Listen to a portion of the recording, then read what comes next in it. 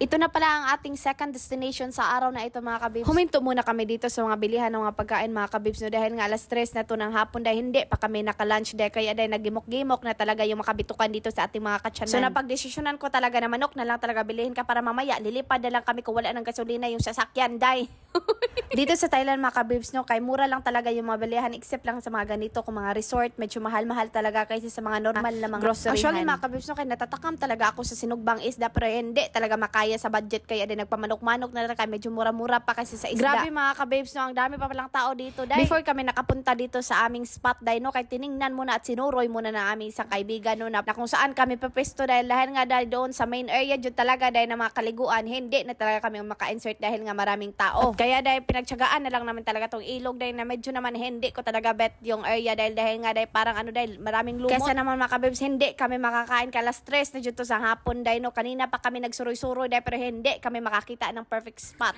Wala jud. Wala naman. Wala ko to gilabay na hulog jud to ambis ko. Pagdukot-dukot nimo. Pagdukot-dukot nimo. Kanina pa nalalaglag yung pen. Agoy, may kaibigan din ba kayo nga na ganito dahil no, na halos pare-pareho ng mga utak niyo? Nagkonsumisyon tawa ng aming kaibigan din no, kaya nawawala na pala yung pera niya, hindi niya alam, happy-happy pa siya kanina din, pero ngayon dahil iiyak na naman yan. Lang na koron. Tabla pa rin lima ka bukya ka na.